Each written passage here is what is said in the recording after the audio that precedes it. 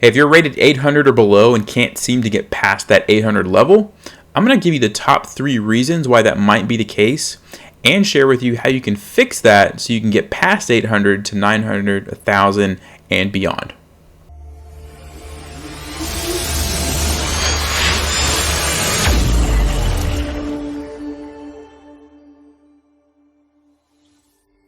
So to prepare for this video, I analyzed 100 games from players who were all rated right around 800, and I noted down what the reasons were that they were losing those games.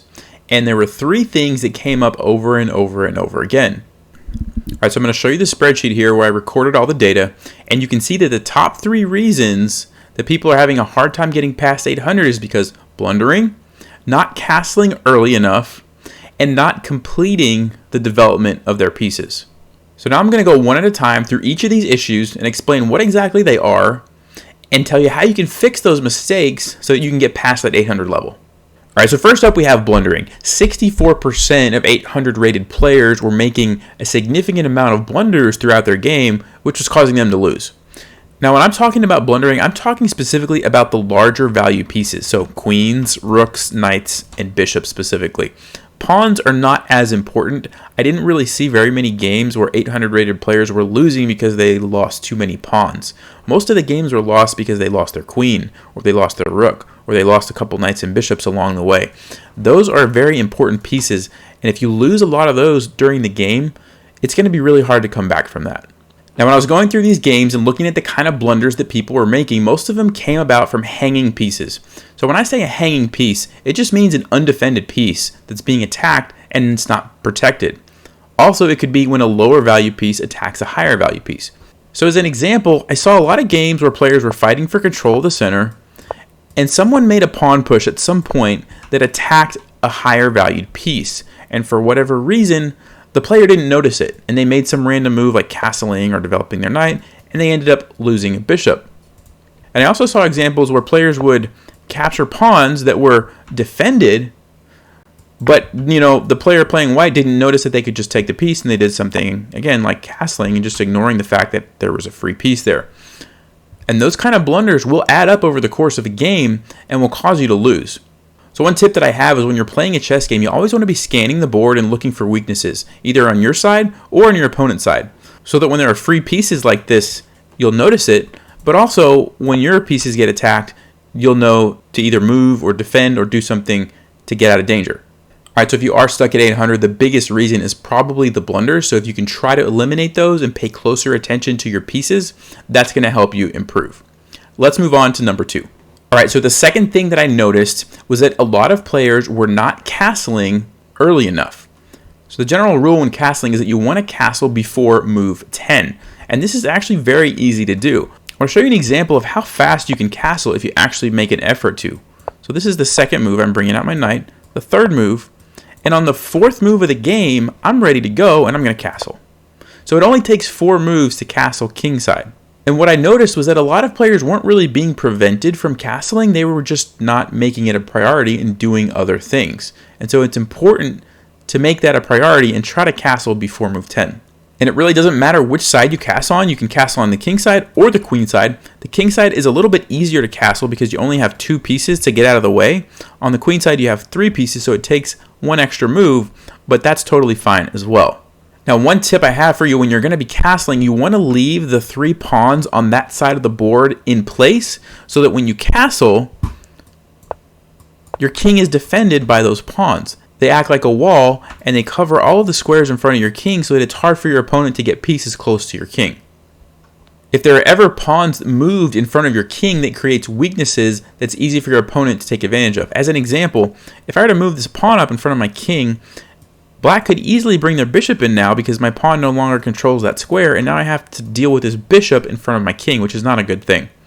So if at all possible, leave the 3 pawns in place on the side that you're planning on castling on, whether that's king side or queen side. All right, so the third thing that I noticed about a lot of 800 rated players is that they weren't developing their pieces completely. Now, when I say developing a piece, I'm talking about the knights and the bishops and moving them off of the back rank. That's what developing means. You move these pieces off of the back rank onto another square. So as an example, e4, e5, bishop to c4 is a developing move. I'm developing the bishop from the back rank to a square that is controlling the center and also putting some pressure on black's weak point on f7. Knight c6, a developing move. It gets the knight off the back rank. So the issue that I saw a lot of players making is that they would start to develop, and maybe they'd develop one or two pieces, and then they would just kind of stop and start moving those pieces around before they finished developing all their pieces. So unless you have a very compelling reason to not develop all your pieces, you want to make sure you finish doing that. Don't just stop after you get one or two pieces off the back. You want to get all four pieces off the back rank and castle. That's very important to getting a good game. Okay, so when you're developing your pieces, I want to give you a couple of tips for developing the knights and then a couple of tips for developing the bishops. Generally speaking, knights should be developed to f3 and c3 and c6 and f6. So like e4, e5, knight f3, knight c6, you'll see this a lot, knight c3, knight f6, you'll see this a lot because these are good squares for the knights to go to. All of these knights are controlling these four central squares, which is really what you want them to do. Now, that being said, there's another way you can also develop your knights. Let me show you that. e4, e5, knight f3, knight c6. Instead of bringing this knight to c3, I could do something like d3, knight f6, and play the knight to d2. And you notice that these knights are connected. This one defends this guy, and this guy defends this guy. And the reason that's beneficial is if black decides maybe later he wants to, bring his bishop over here and capture my knight, I could just recapture with my knight, and I still have control over those central squares. So if you really wanted your knight on f3 to, be controlling these squares, even if black tries to come over here and take your knight, you could always defend it with this knight and just recapture with the knight. You still have a knight on f3.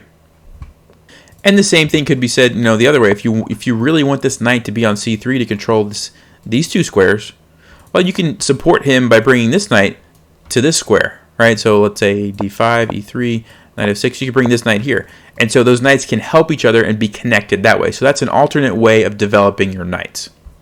All right, now for the bishops, it's a little bit more tricky. The idea is you want to try to figure out where's the best place for the bishop that it's going to either control the most squares or specifically attack something that's going to help you achieve some kind of objective. Okay, so as an example, e4, e5, knight f3, knight c6, white's attacking the e5 square, black's defending it. A common move that you'll see is bishop to b5. This is called the Ruy-Lopez, and white is attacking that c6 knight because if he at some point in the future decides to trade it, this e5 pawn is going to become weak and white can maybe capture it. So that's why we determined to put the bishop on b5, because there was a specific reason for trying to get rid of this knight on c6. We wanted to put pressure on this e5 pawn. Another example would be putting the bishop on c4. In this case, we're controlling these important central squares and also pressuring f7, which is a weak spot on black side of the board. So when you're trying to figure out where to develop your bishops to, you have to think, what's your plan going to be? Do you have a specific reason for attacking something, like in this case, bishop to b5? Or are you just going to put it somewhere that it can control a lot of squares? One other thing to remember is that you don't want to block your bishops behind your own pawns. So if I were to play d3, that's really not a great move for beginners to play, because now where is your bishop going to go? You just took away these two options. Really, you only have one place to put your bishop now, which is probably not ideal. So you don't want to block your bishops behind your own pawn chains. It would be much better to bring the bishop out first. Now that the bishop is out, now we can follow up by moving this pawn forward. And one other option that you have for developing your bishops is called fianchettoing a bishop. That simply means moving a pawn on the side like g3 or b3 up, and then after black does something, you put the bishop behind the pawn. This is called a fianchetto. And the cool thing about a fianchetto is that your bishop is kind of off to the side, relatively well protected behind these pawns, but it still has nice control over a lot of squares, including those important central squares. And there are actually some openings where you intentionally don't push your center pawns forward, but you fianchetto maybe one or both of your bishops, and you attack the center that way with your bishops. Now for 800 rated players and beginners, that's a little bit more tricky to play, so I would be careful going that route. I think I would recommend doing something a little bit more normal with d4 and e4 for right now, but just be aware that you could see someone developing their bishop that way by fianchettoing it, and that is an option. Well, hey, if you do find yourself at 800 and can't seem to get past, focus on those 3 things that we talked about: not making as many blunders, castling before move 10, and completely developing your pieces. And I think you're going to notice rapid improvement, and your rating is going to get past that 800 level very quickly.